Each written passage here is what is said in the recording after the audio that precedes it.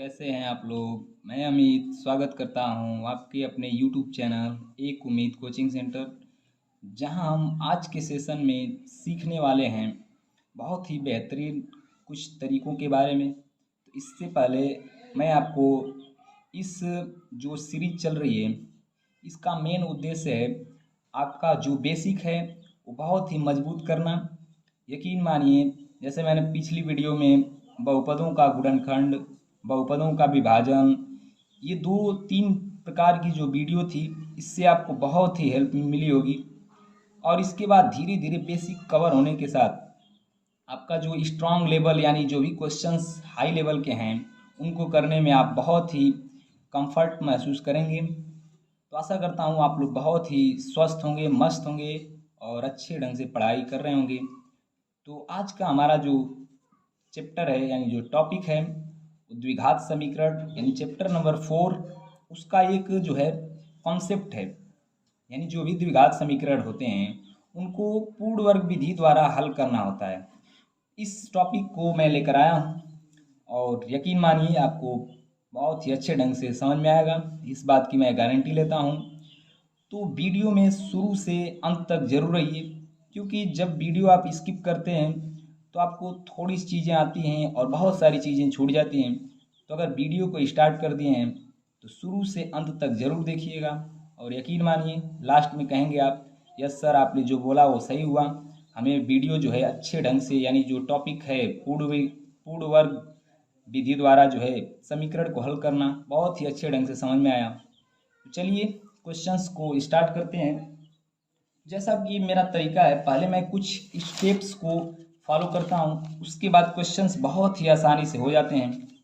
तो ऐसा ही इसमें भी कुछ हम स्टेप्स को देखेंगे और इसके बाद जो है हम स्टार्ट करेंगे अपने इस वीडियो को। तो चलिए चलते हैं अपने बेसिक स्टेप्स की तरफ। जो हमारा बेसिक स्टेप्स है जिसमें हम देखेंगे कि यानी पूर्ण वर्ग विधि द्वारा कैसे क्वेश्चंस को बहुत ही अच्छा आसानी से सॉल्व किया जाता है। जैसा कि मैंने स्टेप यहाँ बहुत ही अच्छे ढंग से लिखा हुआ है। तो स्टेप्स क्या हैं यहाँ पे जो चरण जिनको हम बोल सकते हैं, यानी इन स्टेप्स को अगर आप फॉलो करेंगे बहुत ही आसानी के साथ अपने जो है क्वेश्चंस के आंसर के पास पहुंच जाएंगे। तो पहला स्टेप है एक्स स्क्वायर का जो भी गुणांक होगा वह एक होना चाहिए। यानी क्वेश्चन में जो भी एक्स स्क्वायर लिखा होगा, तो जरूरी नहीं है कि एक्स स्क्वायर लिखा रहे, यू स्क्वायर लिख सकता है, वाई स्क्वायर लिख सकता है। यानी कहने का अर्थ ये है कि जहाँ भी स्क्वायर हमें दिखेगा, स्क्वायर जहाँ पर भी दिखेगा उसके गुणा में कुछ भी नहीं होना चाहिए। कुछ भी नहीं होने का मतलब एक लिखा होना चाहिए और एक नहीं भी लिखा रहता है क्वेश्चंस में, तो इसका मतलब गुणांक एक होना चाहिए, पहली कंडीशन। अगर यह कंडीशन हम सेटिस्फाई कर लेते हैं, उसके बाद नेक्स्ट स्टेप पे हम बढ़ेंगे कि जो एक्स है, यानी एक्स का अर्थ ये है कि जो जिसके ऊपर घात एक है, यानी चर की घात जिसकी एक है, उसके गुणांक का हम आधा करेंगे। आधा का मतलब उसमें दो से भाग करेंगे।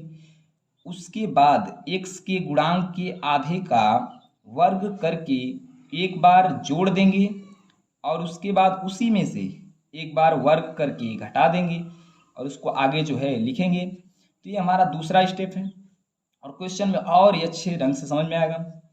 तो उसके बाद हम बढ़ते हैं अपने थर्ड स्टेप पर, जो कि है कि पहले से लेकर तीसरी पद, यानी जो हमारा फर्स्ट पद होगा और जो सेकेंड थर्ड तक, ये तीनों पद मिलकर एक हमारा पूर्ण वर्ग बना देंगे, जो कि या तो सूत्र बनेगा ए स्क्वायर ए प्लस बी का होल स्क्वायर, या बनेगा ए माइनस बी का होल स्क्वायर का सूत्र। उसके बाद बहुत ही अच्छे ढंग से हम जो है पक्षांतर करके क्वेश्चंस को अपने जो है फाइंड कर लेंगे आंसर। तो आशा करता हूँ ये जो हमारे स्टेप्स थे वो आपको बहुत ही अच्छे ढंग से समझ में आए होंगे। चलिए इन्हीं स्टेप्स का हम फॉलो करेंगे और क्वेश्चंस को करेंगे। तो फर्स्ट क्वेश्चन यहाँ पे दिया गया है कि 2x² माइनस 5x+3, यानी 2x² माइनस 5x+3 बराबर 0 है। ये हमारा एक द्विघात समीकरण है। तो इसमें पहला स्टेप है कि जो भी एक्स स्क्वायर दिख रहा है उसके गुणा में कुछ भी नहीं होना चाहिए, यानी एक होना चाहिए। यहाँ दिक्कत है, यहाँ पे गुणा में दिया है 2, तो दिक्कत है भैया, तो इसको सॉल्व किया जाए। तो दिक्कत को सॉल्व करने के लिए इसी में मैं क्या करूँगा, 2 से भाग कर दूंगा। जब इसमें भाग कर रहा हूँ तो क्वेश्चन भी मैंने चेंज कर दिया, क्योंकि हमारा क्वेश्चन था 2x²। तो क्वेश्चन चेंज ना हो इसके लिए सबके अंदर भाग कराना पड़ेगा, यानी सभी पदों में 2 से भाग करेंगे तो 2 से 2 कट जाएगा, अपना काम बन जाएगा। और इधर भी 2 से। इसके बाद नेक्स्ट हमारा आ जाएगा 2 से 2 में भाग करेंगे, ये कट जाएगा, तो एक्स स्क्वायर और माइनस ये 5 जो है 2 से कटेगा नहीं, तो 5 बटे लिखेंगे 2। उसके बाद यहाँ पे आ जाएगा एक्स और प्लस का आ जाएगा 3 बटे में 2। और जीरो में जब किसी भी चीज़ का भाग जाता है तो आंसर आता है हमारा 0। उसके बाद दूसरा स्टेप हमारा जो था, यानी x के गुणांक का आधा करेंगे, यानी x के गुणांक का हम क्या करेंगे, आधा। चलिए करते हैं x के गुणांक का आधा।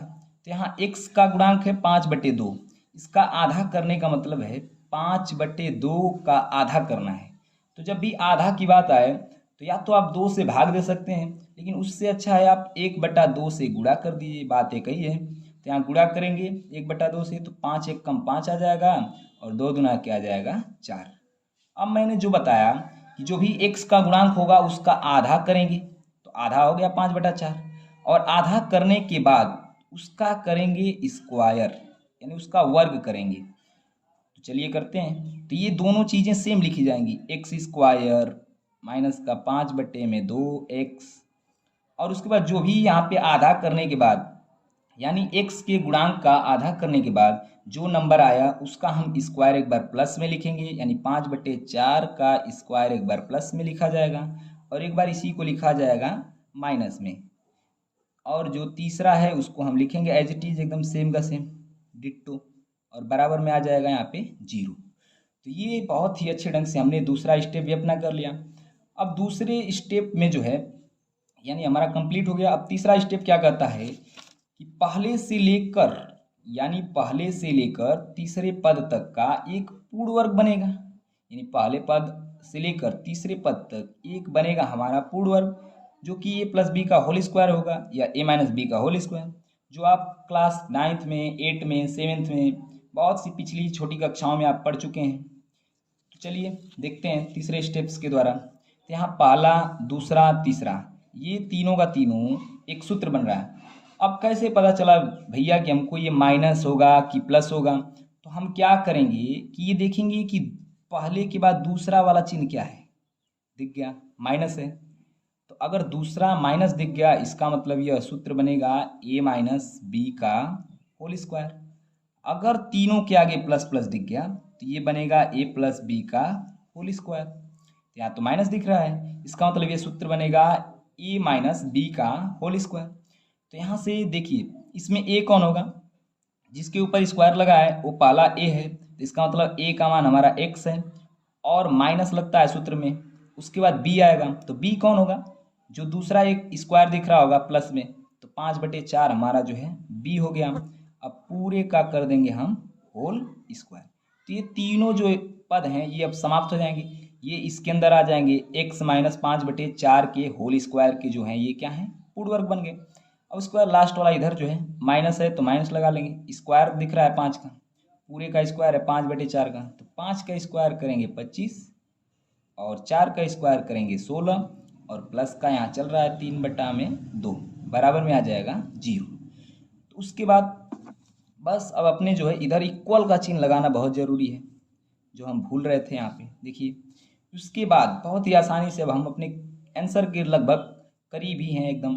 अब इसके बाद क्या होगा, जितने भी ये नंबर दिख रहे हैं स्क्वायर के अलावा, होल स्क्वायर के अलावा, सबको लेफ्ट यानी राइट हैंड साइड शिफ्ट कर देंगे। तो यहाँ इधर बचेगा अपना x माइनस 5/4 का होल स्क्वायर, और सभी को इधर भेजेंगे तो ये आ जाएगा 25, इधर माइनस है इधर आके आ जाएगा यहाँ पे 25/16 प्लस हो जाएगा, और ये प्लस है इधर आके हो जाएगा माइनस का 3/2। अब इसके बाद हमें पता है भिन्न का जोड़ घटाना, यहाँ लिखेंगे x माइनस 5/4 का होल स्क्वायर बराबर। अब देखिए एलसीएम लेंगे तो 16 और 2 का एलसीएम आएगा यहाँ पे 16, 16 से 16 में भाग जाएगी एक बार, तो 1 का गुणा 25 में आ जाएगा 25, माइनस है तो माइनस, 2 का 16 में भाग 8 बार जाएगा और 8 का 3 में गुणा 8 तरीके हो जाएगा 24। अब यहाँ से बढ़ते हैं हम अगले स्टेप में। तो यहाँ पे है x माइनस 5/4 का होल स्क्वायर बराबर में यहाँ पे चल रहा है।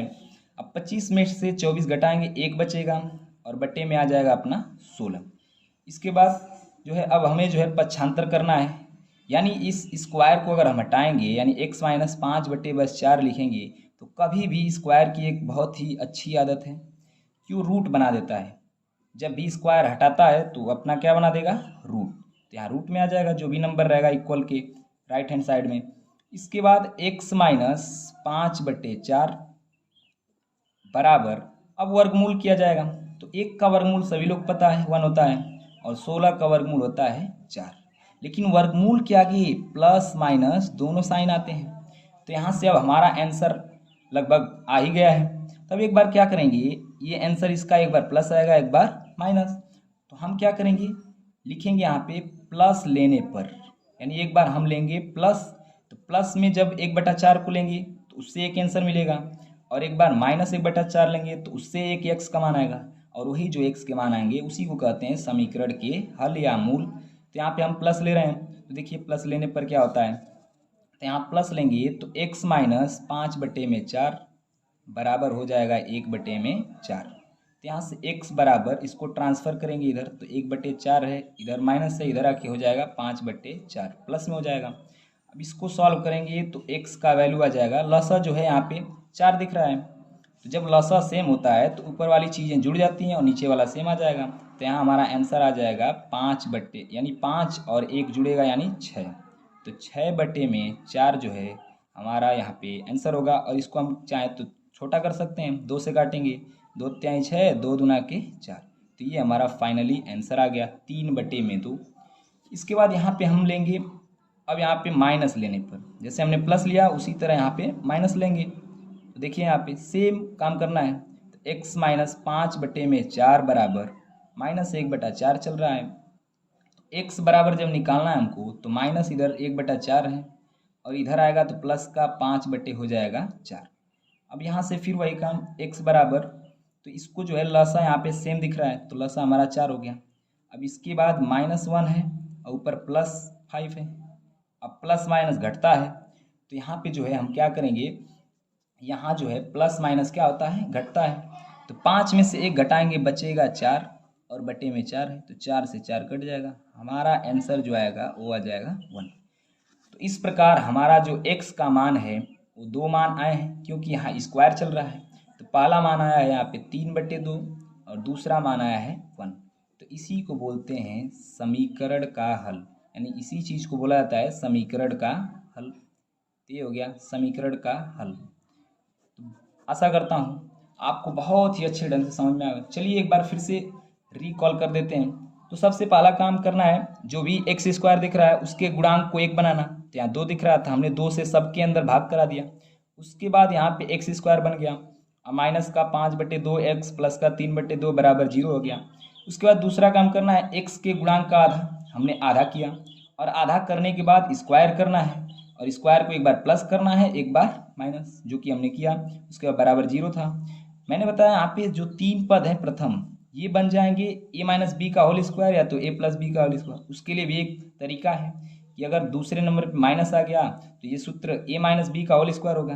अगर दूसरे नंबर, तीसरे नंबर, पहले नंबर सब पे प्लस है तो ये a प्लस बी का होल स्क्वायर बनेगा, जैसा कि यहाँ पे मैंने लिखा है। तो ये दूसरे पे माइनस था तो यहाँ बन गया a माइनस बी का होल स्क्वायर। तो a हमारा x था, b हमारा 5/4 इसका होल स्क्वायर, और माइनस का इसको हमने सॉल्व किया। तो उसके बाद हमने देखा जब हम इसको सॉल्व कर रहे थे तो यहाँ पे x माइनस 5/4 बराबर प्लस माइनस में 1/4 आया, जिसको हमने बोला कि यहाँ एक बार प्लस लेने से आंसर मिलेगा एक बार माइनस लेने से। हमने जब एक बार प्लस में लिया 1/4 को तो हमारा आंसर आया 3/2। उसके बाद दूसरा जो है हमारा माइनस लेने पर आंसर आया 1। तो यही जो है हमारा समीकरण का हल कहलाता है, इसी को हम बोलते हैं समीकरण का हल। तो आशा करता हूँ आपको बहुत ही अच्छे ढंग से ये जो क्वेश्चन था बहुत ही अच्छे ढंग से समझ में आया होगा। अब बस एक क्वेश्चन मैं लगाऊंगा और यकीन मानिए आप अपने आप ही क्वेश्चंस को, सभी क्वेश्चन जितने भी हैं द्विघात समीकरण के पूर्ण वर्ग विधि द्वारा हल करने वाले, सबको आप बहुत ही अच्छे ढंग से सॉल्व करेंगे। तो चलिए बढ़ते हैं अगले क्वेश्चंस की तरफ। 1 मिनट दीजिएगा मुझे बस। चलिए बढ़ते हैं क्वेश्चन नंबर 2 की तरफ, और जो कि इस वीडियो का यह लास्ट क्वेश्चन होगा और इससे आपको सारे कॉन्सेप्ट क्लियर हो जाएंगे। तो देखिए यहाँ पे भी दिया है 2x² माइनस 7x प्लस का 3 बराबर में 0। तो यहाँ भी वही काम करना है, x² के गुणांक को जो है 1 बनाना है, यहाँ 2 है। तो हम क्या करेंगे, सभी नंबर्स में यानी जितने भी पद हैं सबके अंदर 2 से हम भाग कराएंगे। तो 2 से जब भाग कराएंगे तो यह जो है हमारा x² का गुणांक 2 से 2 कट जाएगा। तो यहाँ हमारा आ जाएगा x², 7 2 से नहीं कटेगा तो 7/2 इंटू x प्लस का 3 में आ जाएगा 2 और बराबर में यहाँ 2 से 0 में भाग करेंगे यानी यहाँ पे आ जाएगा 0। अब दूसरा स्टेप है, हमें जो है x के गुणांक का आधा करना है। तो x का गुणांक है 7/2, आधा का मतलब मैंने बताया कि आप 1/2 से गुणा कर दीजिए, वही आधा होता है। 7 एक कम आ जाएगा 7 और 2 दूना के हो जाएगा 4, तो ये आ गया 7/4। तो मैंने बताया कि जो भी आधा करने पे आ रहा है उसको आप जो है स्क्वायर में एक बार लिखेंगे प्लस करके और एक बार लिखेंगे स्क्वायर करके माइनस करके। तो 7/4 आया है हमारा, तो इसको जो है हम एक बार स्क्वायर करके प्लस में लिखेंगे और एक बार माइनस, और लिखना हमेशा जो है दूसरे नंबर के बाद है। तो लिखेंगे तो x² माइनस 7/2x, एक बार लिखेंगे प्लस में 7/4 का स्क्वायर और माइनस 7/4 का स्क्वायर और प्लस का लास्ट में जो हमारा है 3/2। तो इसके बाद यहाँ पे बराबर में 0 आ जाएगा। अब मैंने बताया कि जो 3 पद हैं प्रथम ये बनेंगे या तो a माइनस बी का होल स्क्वायर या तो बनेगा a प्लस बी का होल स्क्वायर। तो यहाँ दूसरे नंबर से ही पता चलेगा, दूसरा नंबर माइनस है यानी ये बनेगा a माइनस बी का होल स्क्वायर। तो a का मान हमारा x है और b का मान जो स्क्वायर है माइनस का 7/4, अब इसका हो जाएगा होल स्क्वायर। अब ये तीनों लाइनें जो हैं यानी तीनों पद जो हैं ये समाप्त हो जाएंगे, होल स्क्वायर के अंदर आ जाएंगे। उसके बाद जो भी नंबर इधर दिख रहे हैं इनको वर्ग कीजिए, वर्ग है तो 7 का स्क्वायर करेंगे 49 आ जाएगा और 4 का स्क्वायर 16 होगा और प्लस में 3 आ जाएगा 2 और बराबर में यहाँ पे चल रहा है 0। अब यहाँ हम क्या करेंगे, x माइनस 7/4 का होल स्क्वायर और माइनस इसको जब हम सॉल्व करेंगे तो ये 16 और 8 यानी 16 और 2 का जो एलसीएम होगा वो हमारा आ जाएगा 16। तो 16 से 16 में भाग एक बार जाएगी तो यहाँ 49 आएगा। उसके बाद ये प्लस है तो यहाँ लिखेंगे हम प्लस, और 2 और 16 है तो 2 का भाग 16 में 8 बार जाएगा तो 8 तरीके हो जाएगा यहाँ पे 24 और बराबर में यहाँ पे 0 हो जाएगा। इसके बाद हमें क्या करना है, x माइनस 7/4 का होल स्क्वायर सेम लिखेंगे माइनस 49 में से, यानी ये देखिए इधर जो है 49 यानी ये माइनस में दिख रहा था तो इसको जो है हमें क्या करना है, यानी इसको जब हम घटाएंगे यानी प्लस करेंगे इधर जाएगा तो ये माइनस है, इसके आगे चिन्ह दिख रहा है माइनस और इसके आगे चिन्ह है प्लस।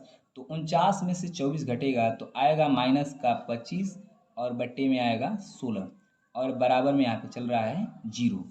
तो इसके बाद हमें क्या करना है, x माइनस 7/4 का होल स्क्वायर और बराबर में इधर भेजेंगे तो ये 25 हो जाएगा 16। इसके बाद हमें जो है ये जब स्क्वायर हटाएंगे तो यहाँ पे जो है आ जाएगा √25/16 जो कि प्लस माइनस दोनों में आएगा। तो यहाँ से x माइनस 7/4 बराबर आ जाएगा 25 का वर्गमूल होता है 5 और 16 का वर्गमूल होता है 4, तो प्लस का 5/4 और माइनस भी आएगा। तो इस तरह से हम क्या करेंगे, एक बार प्लस लेने पर, तो जब प्लस लेंगे तो यहाँ पर आ जाएगा x माइनस 7/4 बराबर 5/4। उसके बाद इधर एक बार लिख लेते हैं डायरेक्ट माइनस लेने पर, तो माइनस लेंगे तो x माइनस 7/4 बराबर में आ जाएगा यहाँ पे माइनस का 5/4। तो इस प्रकार दोनों क्वेश्चंस को एक साथ हम सॉल्व करते हैं। तो यहाँ x बराबर निकालना है तो x बराबर 5/4, ये माइनस इधर आएगा प्लस हो जाएगा 7/4। इसके बाद x का मान आ जाएगा लसा 4 होगा, ऊपर वाली जो संख्या है जुड़ जाएगी जब लसा सेम होगा तो 7 5 आ जाएगा यहाँ पे 12। तो 4 से भाग देंगे तो हमारा जो आंसर आ जाएगा x का पहला आंसर आ जाएगा 3। इसी प्रकार जो हमारा 4 से भाग करेंगे तो 12 आएगा, तो ये पहला आंसर हमारा आ जाएगा 3। इसके बाद दूसरा x माइनस 7/4 यानी इसको हम क्या करेंगे, यानी इधर भेजेंगे पक्षांतर करेंगे तो माइनस 5/4 इधर है, ये माइनस इधर जाएगा तो प्लस 7/4 हो जाएगा। इसके बाद x बराबर आएगा, यहाँ भी एलसीएम सेम है तो ऊपर प्लस में रहेगा तो प्लस में लिखेंगे, लेकिन यहाँ माइनस में है तो -5 प्लस का 7 बराबर में हो जाएगा। यहाँ पे 7 में से 5 घटेगा, क्योंकि ये प्लस है, ये क्या है माइनस, तो 2 बटे में आ जाएगा 4। तो यहाँ से काटेंगे तो 2 1 कम 2, 2 दूना के 4। एक्स का जो हमारा दूसरा मान है वो आ जाएगा 1 बटे में 2। तो इस प्रकार हमने देखा कि हमारे बहुत ही आसानी से पूर्ण वर्ग विधि द्वारा जो है आंसर आ गए। और यहाँ पे जो जिसको हम मूल बोलते हैं वो हमारा मूल है 3, 1 बटे में 2। तो इस प्रकार आशा करता हूँ कि आपको जो यह पूर्ण वर्ग विधि बनाने का जो तरीका है बहुत ही अच्छे ढंग से समझ में आया होगा। तो वीडियो को पूरा देखा होगा आपने, जैसा कि मैंने शुरू में बोला था कि वीडियो को ज़रा भी स्किप मत कीजिएगा। तो अगर वीडियो अच्छा लगा होगा और चैनल पर अगर न्यू हैं तो चैनल को सब्सक्राइब करें, लाइक करें, शेयर करें, जिससे और सारे ढेर सारे यानी बहुत सारे विद्यार्थियों का जो है कॉन्सेप्ट क्लियर हो सके। थैंक यू, धन्यवाद।